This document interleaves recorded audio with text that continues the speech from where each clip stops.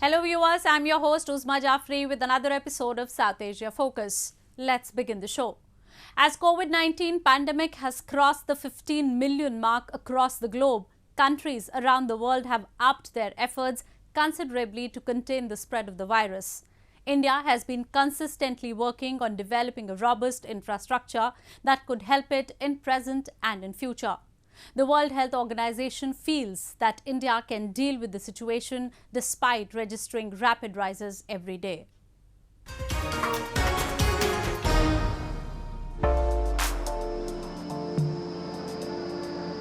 The world has not been able to take its eyes off the pandemic for even a day in over past 4 months.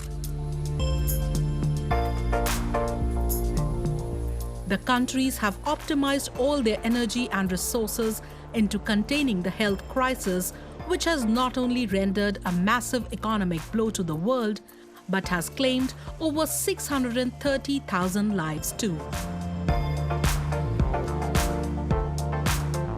From health experts to each single individual in the affected countries now holds a responsibility in the global fight against the pandemic.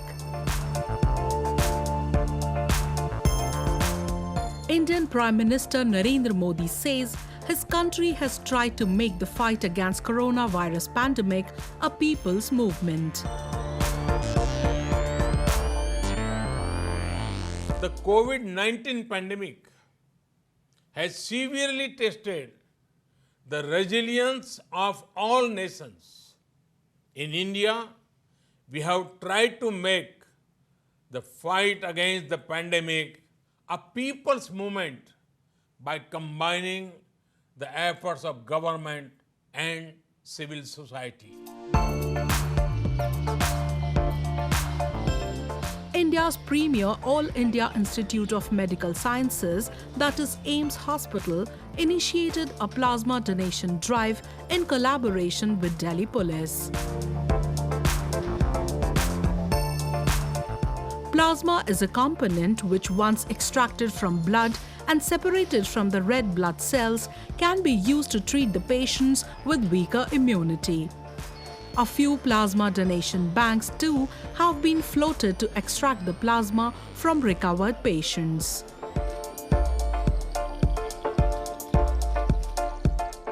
जो हम treatment अभी दे रहे हैं Covid का ज़्यादातर supportive treatment है. उसमें जो कन्वलेसेंट प्लाज्मा है, जो लोग ठीक हो गए उनका जो प्लाज्मा है उसकी हम जांच करते हैं और अगर उसमें एंटीबॉडीज़ हैं जो वायरस को मार सकती हैं तो वो प्लाज्मा जब हम किसी व्यक्ति जो कोविड से सफ़र कर रहा है उसको दें तो ये एक माध्यम है जिससे हम कुछ हद तक और दवाइयों के साथ कोविड की लड़ाई में पेशेंट की जान बचा सकते हैं. While a simple look at the Indian graph of COVID-19 might induce panic, the critical analysis suggests breakthroughs and a positive deviation. Doctors at India's largest hospital treating coronavirus patients said they were largely successful at handling the crisis and were prepared for a second wave of the virus. We have prepared, we have the enough number of ICU beds, we have enough number of semi-ICUs and HDU beds, we have enough number of oxygen beds. So we can manage even if we have the larger number and secondary waves comes, then we have very excellent facility, very good facility, and we are prepared for that.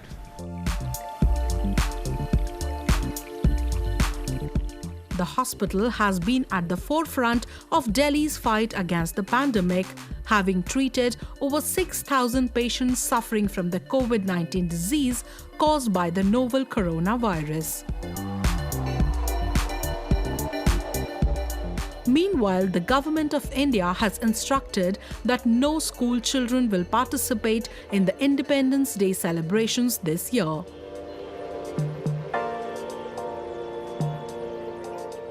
At the Red Fort, instead of the 900 to 1,000 invitees every year, around 250 people will be present as the Prime Minister addresses the nation.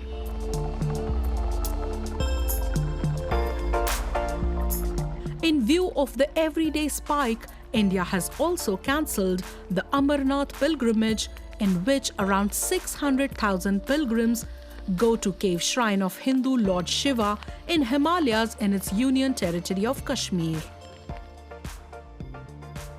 While the centre says it will push for aggressive testing to reduce everyday positive count, individual states have taken calls in their citizens' interest. While some have once again gone for the sweeping lockdowns, few others have instructed for the weekly lockdowns. Moving on. With the rapid expansion of deadly coronavirus, the race to acquire ventilators, a key medical equipment required to treat the seriously affected patients, has picked pace. However, due to its high cost and low production around the world, the South Asian countries have found it hard to meet the real needs. In such a scenario, the citizens have stepped up and are coming up with cheap, homemade ventilators as an alternative. A report.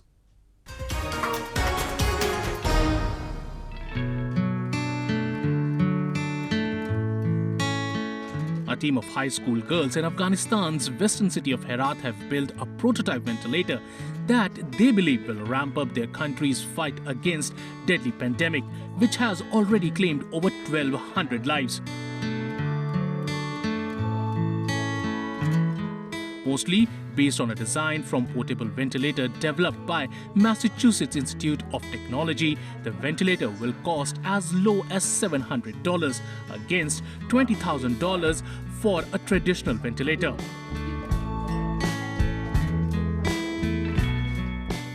خب امیر رقم که میفهمیم امروز ویروس کرونا تبدیل شده به یک آفت جهانی و مردم در سراسر جهان به دنبال راهی هستند که این ویروس از بین بره و بیشتر مریضایی هم که به خاطر این ویروس از بین میرم اینه که تنفس از اونا نمیتونم تنفس کنم. به خاطر همین ما تصمیم گرفتیم این دستگاه به افغانستان هم ما بسازیم، چون این دستگاه نه تنها در افغانستان بلکه در تمام جهان کم بوده و ما امیدواریم با ساخت این دستگاه و چند بار تست کردن از این دستگاه وقتی که به درستی کار داد بتونیم در شفاخانه ها استفاده کنیم و یک خدمتی هم در عرصه طب و طبابت به کشور خود بکنیم. The final design of the ventilator prototype was unveiled at a ceremony on July 13th, but still needs to undergo testing before it can be put to use. Currently, Afghanistan has around 800 ventilators, and none of them was made inside the country. Government says it will share the design with WHO once the ventilators are rolled out in hospitals.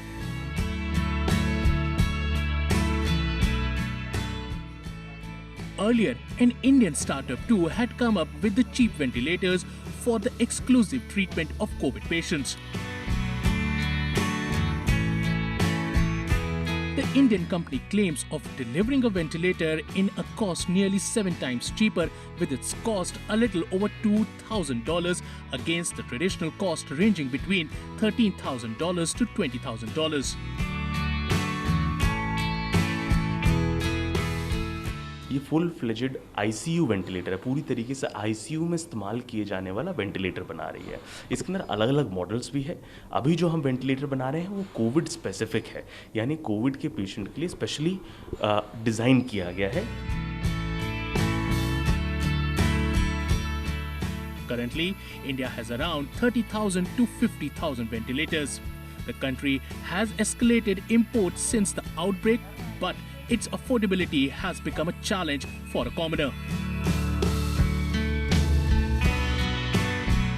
In such a scenario, the cheap ventilators can boost the morale of a patient. India's neighbor Pakistan, where the number of ventilators is 3,800, has also claimed of indigenously producing ventilators.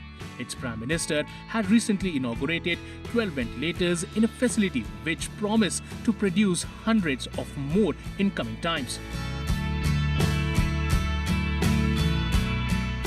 A World Health Organization report had recently said that Pakistan has the swiftest rate of infections in the world.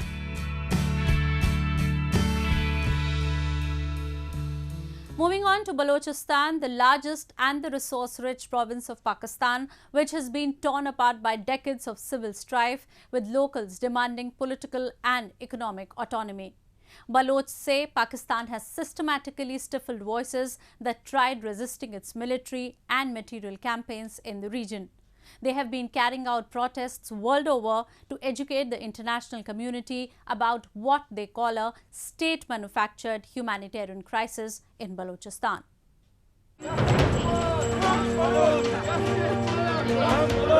These men and women demonstrating outside 10 Downing Street in London and shouting slogans against Pakistan and China are the Baloch, an ethnic community in Pakistan.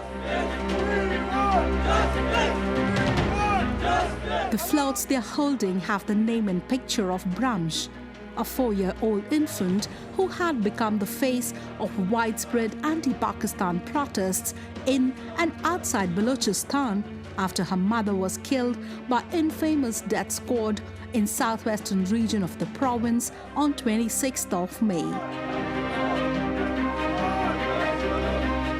They have gathered here seeking support of the international community in their campaign against what they call Pakistan's recalibrated campaigns against Baloch, under which they do not spare even women and children.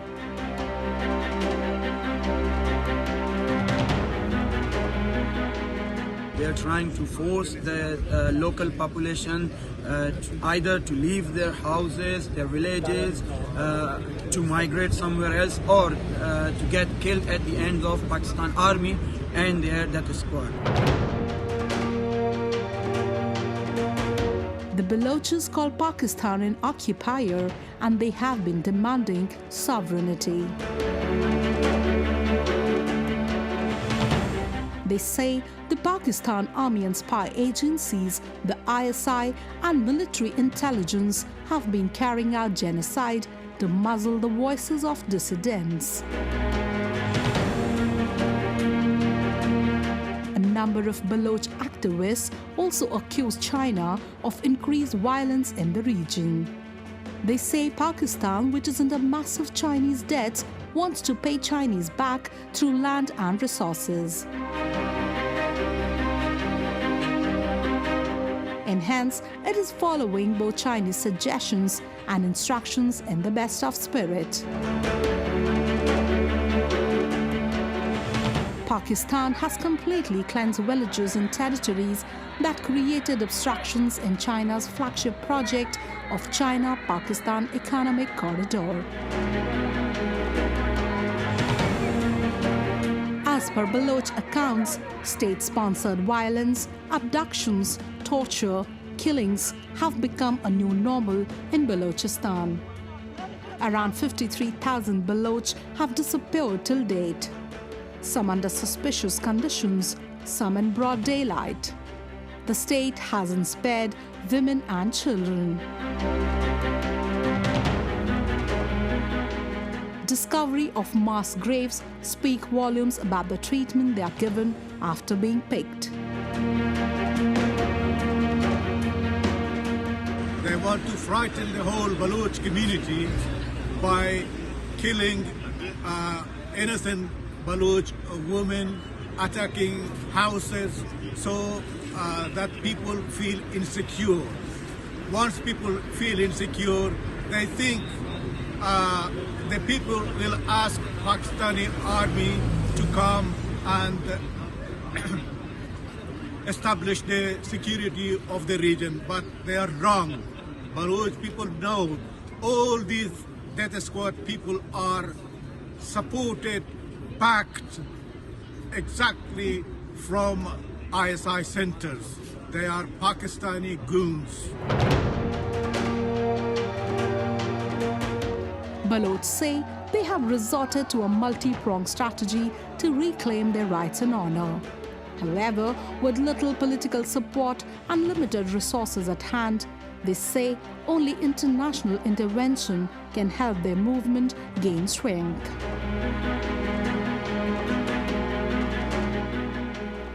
Moving on.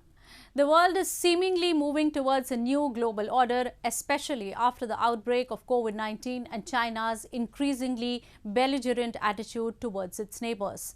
The Quad has become more cooperative and stronger. Recently, two of its members, India and the United States, committed to further enhance their ties on the sidelines of the India Ideas Summit.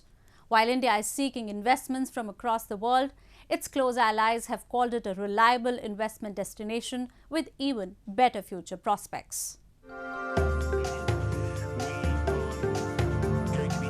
Indian Prime Minister Narendra Modi appealed the countries across the world to invest in India as he promised that New Delhi will provide them one of the most conducive business atmospheres across the world.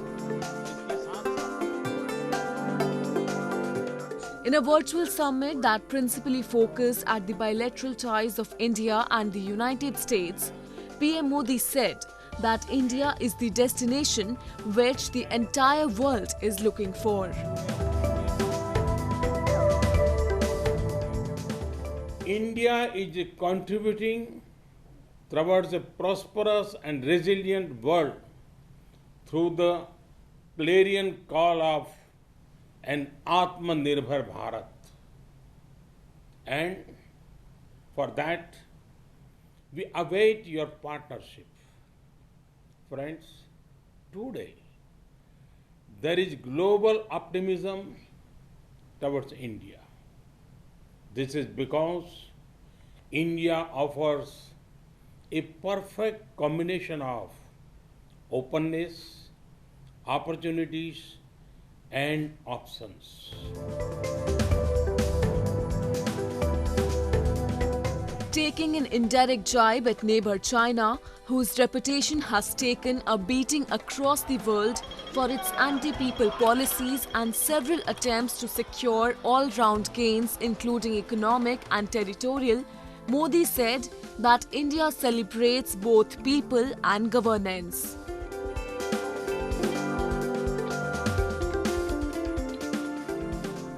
India celebrates openness in people and in governance.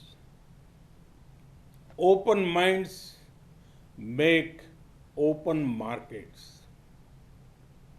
Open markets lead to greater prosperity. The second most populous country and the largest democratic state, India, is speculated to attract even more FDI this year after China lost its credibility at multiple fronts. China, whose FDI inflows had declined last year, is expected to receive a further blow this time.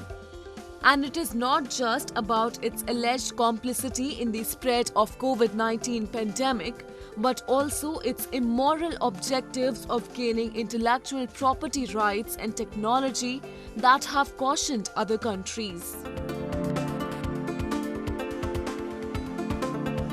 And India is said to be the beneficiary with its allies expected to invest more and a host of new partners likely to join in. The ties between the United States and India have grown deeper, with India becoming the key US defense market consumer and a trustworthy ally in the Indo-Pacific, where China has been wielding strength against many smaller nations. A major and comprehensive trade deal between the two countries is also in the pipeline, and as per the Government of India, it can become a reality at any time in coming times. The relationship now covers the entire spectrum of issues: defense, counterterrorism, nuclear nonproliferation, trade, investment, energy, the environment, health, education, agriculture, science and technology, space, the oceans, and so much more. And inevitably, it's a matured and maturing relationship. India has been looking for some major economic investments after its economy, just like other countries in the world, took a hit due to pandemic. Tech giants Google and Apple have already announced major investments in India in recent times. Facebook too has made major investment in Indian companies. And now with global orders set to come up with new arrangements and combinations, New Delhi is being dubbed as the prospective center of investment in coming times. Moving on. While Pakistani laws of governance are known to all, its ways of engagement with the people in illegally occupied regions of POK and Gilgit Baltistan are intimidating and marginalizing. While it didn't care to enforce the WHO guidelines on influential people of Punjab, the same authorities have denied locals of Gilgit Baltistan their right to employment. The hoteliers, who have been out of business for nearly 8 months, protested against both Islamabad and its stooges in the local administration. Have a look. A large number of people associated with the hotel industry in Gilgit Baltistan held a demonstration against the government and demanded reopening of industry. They carried banners with text highlighting their plights. Protesters said they were already surviving on bare minimum and poverty was looming large over them as the authorities had not paid enough attention to their problems. It is not just the lockdown imposed in wake of COVID-19 outbreak that has affected the hoteliers and a large dependent staff in Gilgit Baltistan. They have been out of business since October, the month which heralds the beginning of the chilly winters in the region and affects the footfall significantly in this tourist hotspot. अक्टूबर से hotel बंद है, winter की वजह से 3-4 महीना बंद होते हैं, उसके बाद ये फिर कोरोना वायरस की वजह से अभी 4 महीना हो गया बंद, 8 महीना हमारा होटल्स बंद है। जबकि ये टूरिज़्म जो है, होटल इंडस्ट्री एक रीढ़ की हड्डी की हैसियत रखती है इस इलाके में। बहुत सारा लोगों के लिए इसने जो है रोज़ी का ज़रिया किया है पैदा, और होटल वालों ने इतना करोड़ों रुपया रिस्क लेके हमने जो है होटल्स बनाया और बहुत सारा लोगों को रोजगार दिया। अगर ये वबा है तो फिर तो पूरा मुल्क के अंदर कर्फ्यू लगना चाहिए। सिर्फ एक होटल इंडस्ट्री को, टूरिज्म इंडस्ट्री को बंद करके ये वबा को रोकता है गवर्नमेंट। पूरे शहरों के अंदर इतना मतलब एक मास्क भी जो है वो नहीं लगाते हैं। Hoteliers are concerned as to what if it is a systematic design to further marginalize the people of the region. Prime Minister of Pakistan Imran Khan, who is currently at the helm of affairs related to this illegally occupied region, had announced the resumption of the hotel business, but the local authorities have not given the nod. This, however, has been an old trick where the leaders make populist announcements in Islamabad but themselves barricade the action on ground. जब से वज़ीर आज़म साहब ने ऐलान किया tourism खोलने के लिए, उस पर अमल क्यों नहीं हो रहा, हम हैरान हैं। यहाँ 70% लोग टूरिज़्म से बिला वास्ता या डायरेक्टली इन्वॉल्व है। एक अंडा भी बिकता है तो वो भी टूरिज़्म है, एक गेस्ट हाउस है, ट्रांसपोर्ट है, गाइड्स है, कुक्स है, वर्कर्स है, स्टाफ है, ये सारी टूरिज़्म से तो बाकी खोलना चाहिए। गवर्नमेंट के ट्रांसपोर्ट चलते, प्राइवेट ट्रांसपोर्ट चलते, होटल इंडस्ट्रीज क्यों इसको बंद किया गया है SOPs के through? The owners say that they have been following the instructions in the interest of common citizens, but that has resulted in accumulation of massive debts. They haven't paid monthly installments to banks. Now, these people don't have a clue as to where they should go and who should they appeal before. But there is nothing new in this situation. People of Gilgit Baltistan have suffered for more than 7 decades and little or no heed has been paid by any authority. People in Gilgit Baltistan have been denied other socio-economic and cultural rights as well in the past.